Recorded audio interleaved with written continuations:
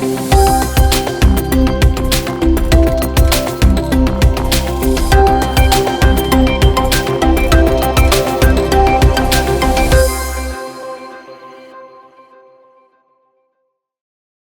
a todos, aqui é o Hernani Barudi, eu sou professor e pesquisador na Universidade de Araraquara, alocado no programa de pós-graduação em biotecnologia. Vamos aqui para mais um Biocast Inovação, onde a ciência e a inovação se encontram. Eu tenho a honra, a alegria de receber para um bate-papo aqui o professor Sidney Ribeiro, que é professor titular no Instituto de Química da Unesp, entre outras atribuições que ele tem, e também tenho a alegria de tê-lo como amigo e foi meu orientador de mestrado e doutorado. Bem-vindo, professor, tudo bem? É um prazer estar aqui, obrigado pelo convite. É uma conversa necessária, né? Nessa divulgação de ciência e nessa guerra contra fake news que a gente vem vivendo. Então é um prazer estar aqui. Essas ações que vocês têm tomado na Uniara são muitíssimo importantes e eu espero que a interação Unesp-Uniara só aumente, né, com esse tipo de ação. Muito obrigado. Estou à disposição. Professor. É interessante, tanto o professor Sidney, que foi meu orientador, como um grande amigo dele, professor Luiz Fernando Capa, lá de Juiz de Fora. Eu queria chamar a atenção, porque, professor, eu queria que você trouxesse à luz isso, mas você, para mim, e o Luiz Fernando, são referências de pessoas apaixonadas pela ciência. Quando alguém me pergunta assim, cara, você conhece um cara apaixonado pela ciência? Você e o Luiz Fernando, para mim, eu falo, vocês são aquela paixão que transborda. Quando isso começou? Quando que você...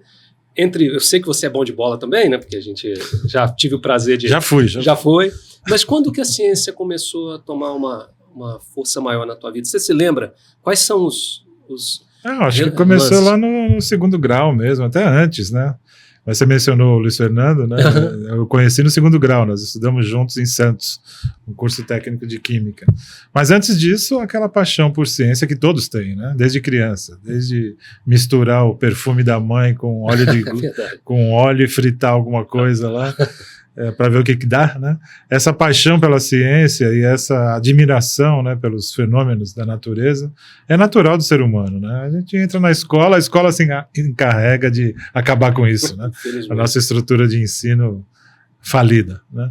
Mas foi mais ou menos assim. Aí no segundo grau eu fiz o curso técnico de Química lá em Santos, e aí junto com o Luiz Fernando.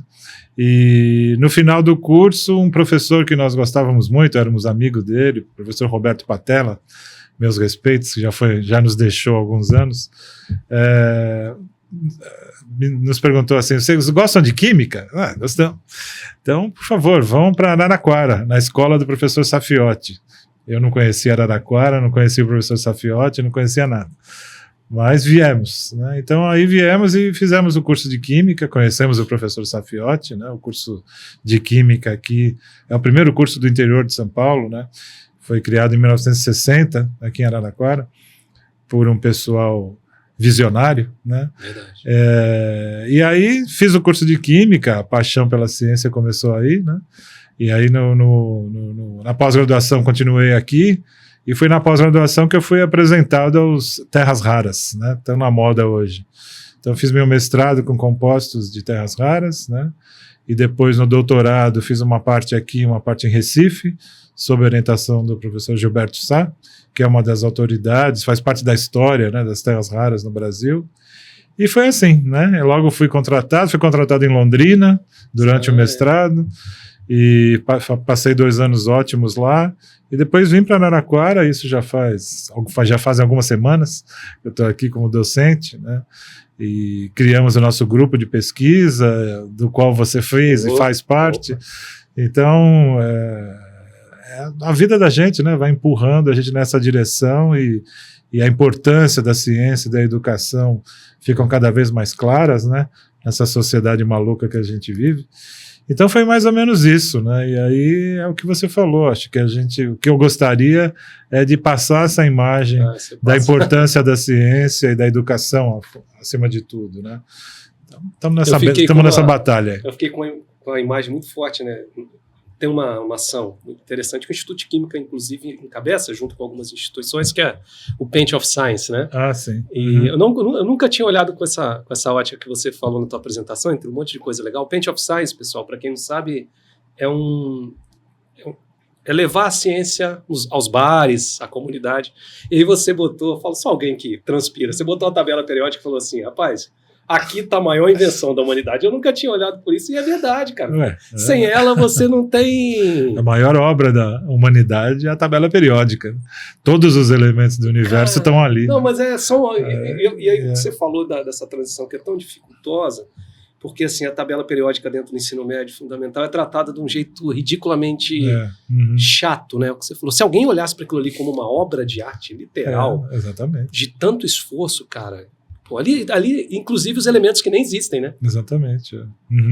Né? É isso, né? Tem elementos que são criados em laboratório. Existem, eu falo assim, não estão na natureza. Sim. É fantástico, né? É a obra a contribuição de centenas de cientistas durante séculos, né? Que foi se construindo a tabela e se estudando as propriedades dos elementos que existem e os que virão, né? Baseado Fantástico. Na posição na tabela. Então isso é tudo a base do que a gente ensina em química e hoje. Como pode alguém realmente destruir isso? Vocês sabem, entre outros pensadores, eu gosto muito do Rubem Alves, ele costuma dizer no livro que a gente fala da grade curricular, né? Eu falo, porque eu sei que você curte muito essa questão, não só do cientista lá para dentro, porta para dentro, mas de entregar na comunidade, né? E o Rubem Alves fala, como é que a gente vai chamar um lugar que é para libertar, que é a universidade, de grade curricular, cara? Então, o próprio nome já leva a gente para uma... Né? Como é que você... a gente... Eu não sei né, como é que a gente caminha nessa direção, mas o que a gente tem visto é notícias falsas, né, fake news, e essa desacreditação, se eu posso dizer assim, na escola tradicional, né, todos esses movimentos que a gente tem visto que vão contra a educação, contra a escola, né, contra a importância da ciência, isso não pode acontecer, né? E isso acontece num momento que a humanidade passou por perrengues, como a pandemia, né, que abriu nossos olhos, né? De alguma forma, a gente vem vivendo aqui, a gente convive junto aqui em Araraquara, dessa importância, das atividades que a gente chama de extensão, né? Acho que esse Biocast é uma atividade de extensão da Uniara, a importância disso para levar a informação para a população, né? E a gente a Uniara tem, a Unesp tem programas de extensão, divulgação científica, visita nas escolas, né? A Unesp tem o Centro de Ciências aqui em Araraquara, que as escolas visitam, a Uniara tem atividades semelhantes, né? E aí chegou a pandemia, né? Todos lembram, né? Aliás, a gente tem um pouco de dificuldade até de localizar no tempo a pandemia, né? A nossa noção de tempo ficou meio prejudicada depois disso. Mas aconteceram coisas durante a pandemia que, na verdade, ressaltaram a importância das atividades de extensão, né? Com a pandemia, a gente viu que o que a gente faz é muito pouco, né? Então, todo mundo lembra, né? No começo da pandemia, o governador, à época, queria fechar o Instituto do Butantan. Queria fechar os institutos de pesquisa, dizendo que aquilo não servia para nada, né? E aí a gente viu que aquilo é super importante, né? Aquilo produz vacinas, né? A gente passou a divulgar a importância das vacinas, né? E aí no reboco disso vieram os movimentos anti-vacinas, né? Que fizeram com que doenças como sarampo, paralisia infantil voltassem, né?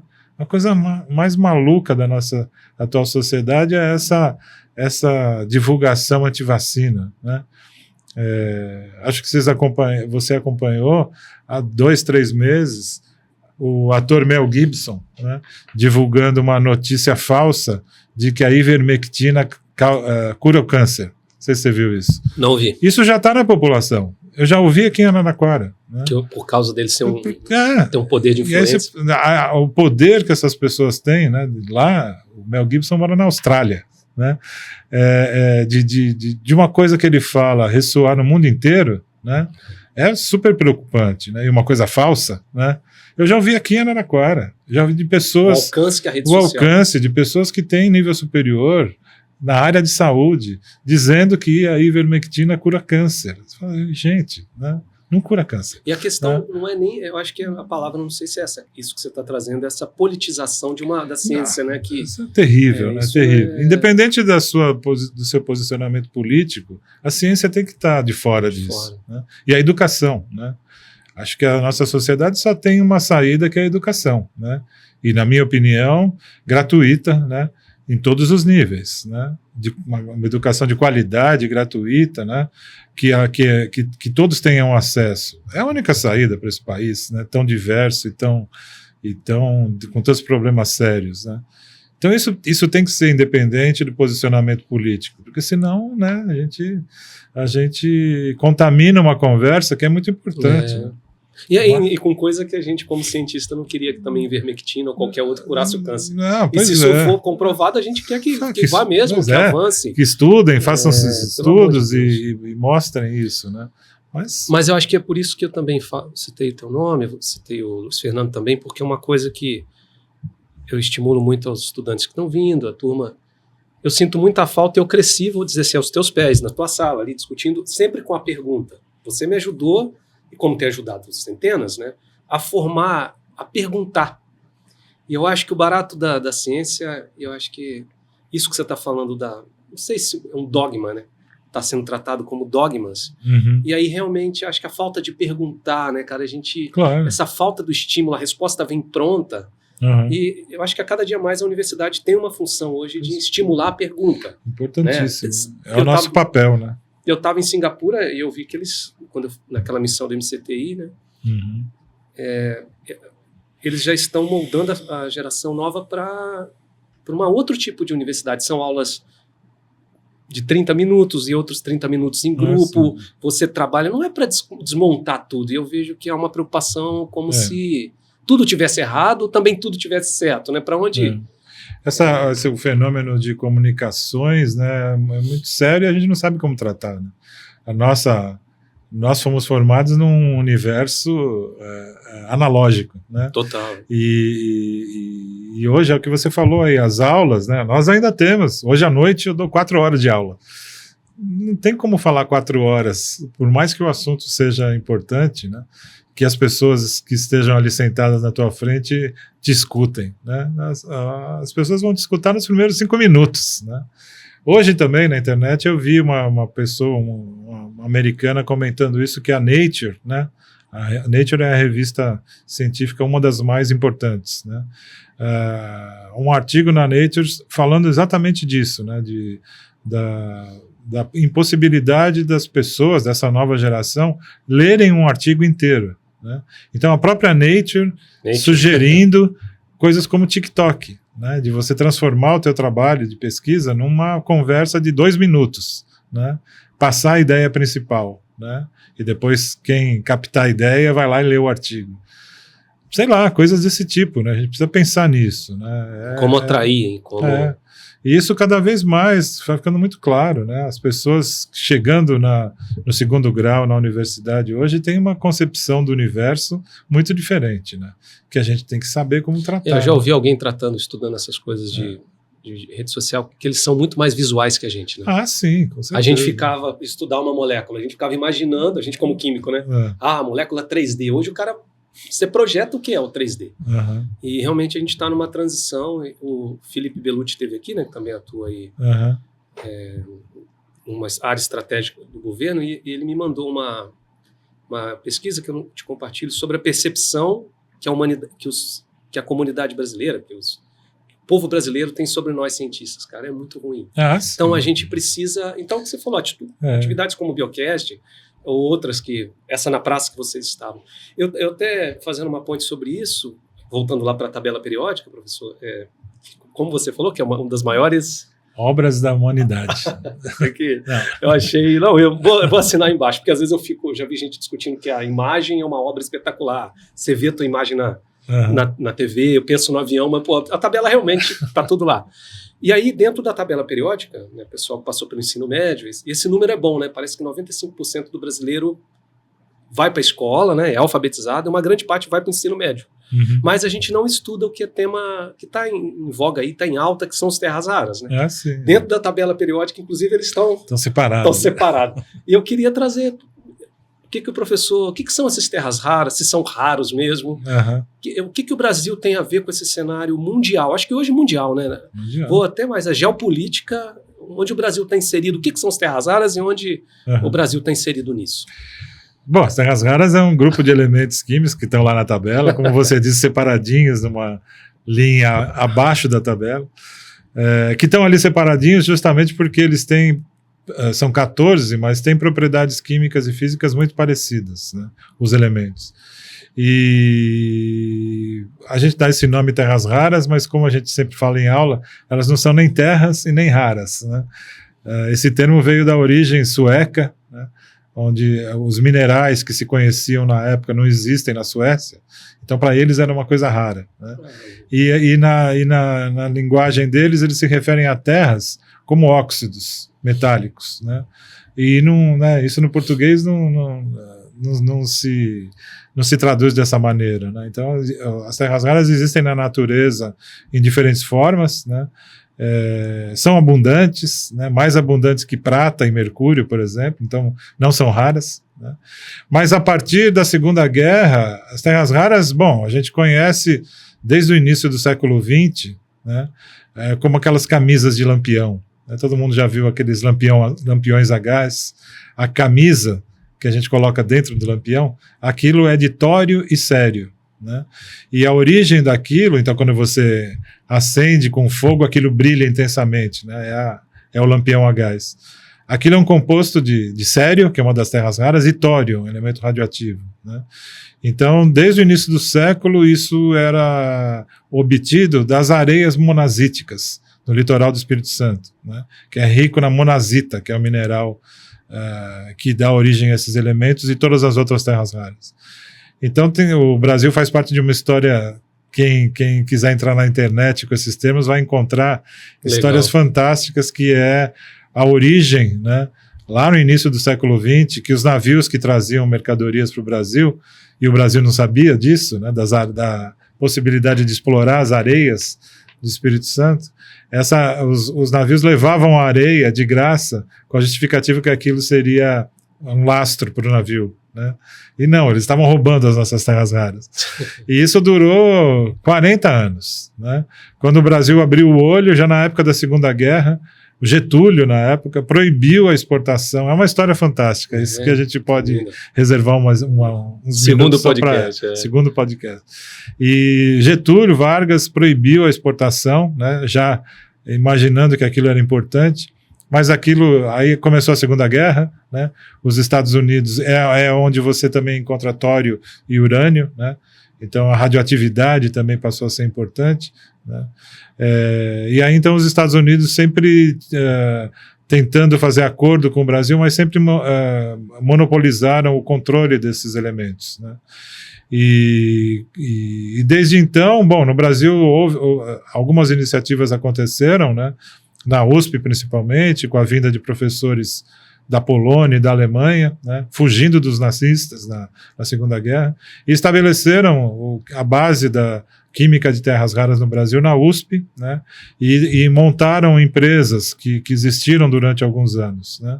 Bom, o tempo passou, a terra rara passou a ser um produto secundário desses minérios, o principal era tório e urânio, pela aplicação radioativa, né. E isso caiu no esquecimento, e os processos que foram desenvolvidos de extração e purificação foram esquecidos, né? Então o Brasil passou a exportar o material bruto, né, para Estados Unidos e China, uma história que a gente conhece.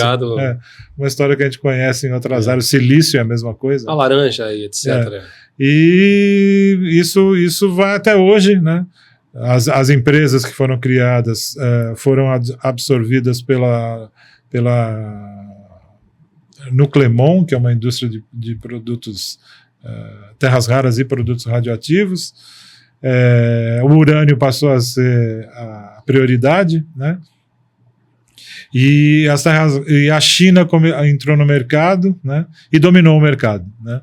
Então, até o final do século XX, a China retinha 95% do mercado de terras raras. Mas, como você falou, eles são muito importantes, né? as pessoas só estão ouvindo a gente hoje na internet por causa de elementos terras raras, que fazem parte de tudo que a gente entende como tecnologia hoje, microfones, ímãs, fibras óticas, carros elétricos,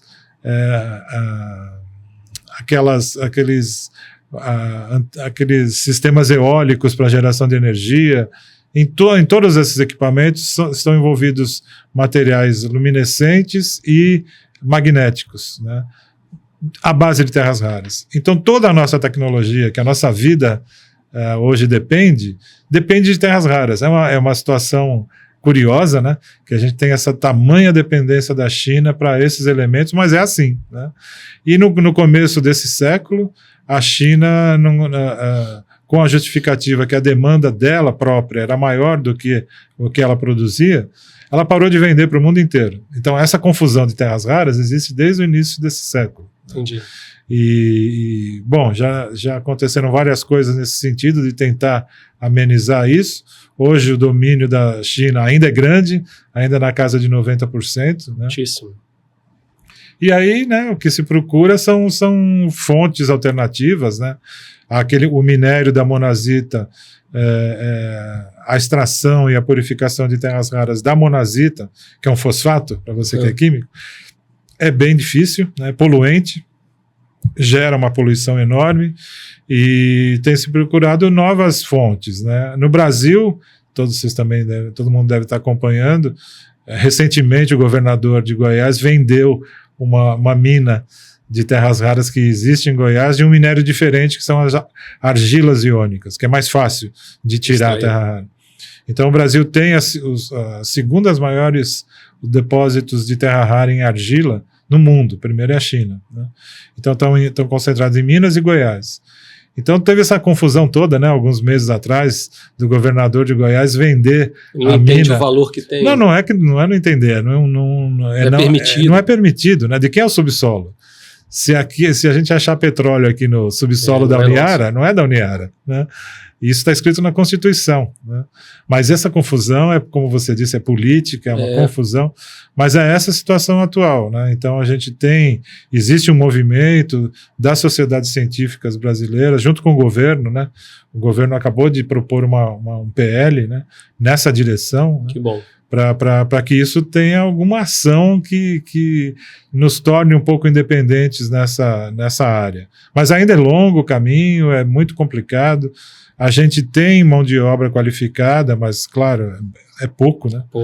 Poucas pessoas que dominam essa técnica. Então, tudo isso está em discussão, né? Mas, para nós, o bom foi esse nome apareceu, né? As terras raras estão na moda, né? Tudo que envolve terra rara aparece na televisão todo dia. Mas é bom para mostrar a importância, né? Só para te dar uma ideia, aqui em Araraquara a gente não tem essas antenas eólicas, essas turbinas eólicas para gerar energia a partir do vento, né? Sabe o que eu estou falando? Sei. Ali tem um ímã lá dentro, lá em cima, nas pás, tem um ímã que tem 500 quilos de neodímio. Então, isso é muito, muito, né? Os carros elétricos têm, em média, 1 quilo de terra rara por carro. Então, isso é um valor agregado imenso. Vai, né, entrar em reaproveitamentos. E aí a reciclagem, reaproveitamento, né, extração de terra rara de lixo eletrônico, que é totalmente possível. O grupo está muito envolvido nisso. Né? E isso voltou à moda, né, voltou à tona. A gente vai conversando sobre essa questão da circularidade, né, da questão do reaproveitamento. Professor, o tempo vai embora muito rápido e deixa eu te pedir assim, para você fazer colocações finais. Queria que falasse um pouquinho também de como vocês têm articulado isso com os INCTs, né? E também um conselho, eu sempre tenho encerrado. O que você diria para a nova geração, né? Se você estivesse começando hoje, o que essa nova geração vai encontrar no mercado? Quais são seus conselhos ou as dicas, né?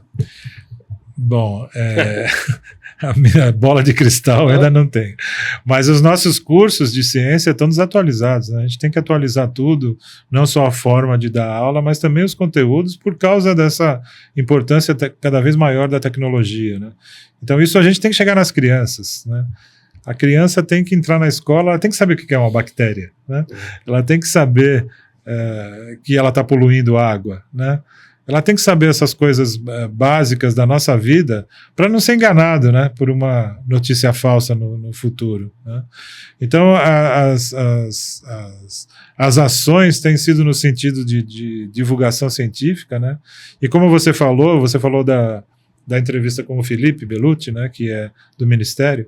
O Felipe coordena uma rede da qual nós fazemos parte, que é o Sistema Nacional de Fotônica, né? Então são 10 laboratórios no Brasil que fazem parte de uma rede que envolve fotônica. Fotônica, né, é a ciência da luz, né, que o nosso grupo de materiais, com o qual você faz parte, está envolvido, né, em fazer materiais que aproveitem, gerem, detectem luz, né, e baseados principalmente em terra rara, né? Então, existe o Sistema Nacional de Laboratórios de Fotônica, o Cisfoton, e existem os Institutos Nacionais de Ciência e Tecnologia, né? O Instituto Nacional de Fotônica, o Instituto Nacional de Nanomateriais para a Vida, coordenado pelo nosso colega Aldo Zarbin, lá em Curitiba, o Instituto Nacional de Circularidade, como é que chama? Materiais Poliméricos, coordenado pelo pessoal da Embrapa, o Matoso, professor Matoso. Então, existem essas redes, né, que fazem pesquisa, que congregam cientistas, mas que também têm esse papel fundamental de divulgação, né? Então, eu acho que isso é o que a gente está fazendo, né? Isso é o que a gente tem que fazer cada vez mais, se importar com a criançada que está chegando, né? E de alguma forma chegar neles, né? Ou mudando a nossa linguagem ou adaptando a nossa linguagem para ser aproveitado pela nossa juventude, né? A gente depende deles, né? Precisa. E é isso, eu queria agradecer muito a oportunidade, podia ficar falando aqui o dia inteiro, Ótimo, excelente. Que eu gosto de falar, e te incentivar a continuar com as suas ações aqui na Uniara, que são sempre muito importantes nesse sentido, né? E estamos à disposição, né? Nunca vamos deixar de colaborar nesse sentido, né? Muito obrigado. Obrigado, professor, e sem dúvida que fique registrado, você é uma das grandes inspirações que eu tive e continuo tendo no meio da ciência. Apesar de ser flamenguista, eu sou corintiano. Essa parte a gente pula. Pessoal, esse foi o Biocast Inovação, onde a ciência e a inovação se encontram. Até a próxima. Um abraço. Obrigado.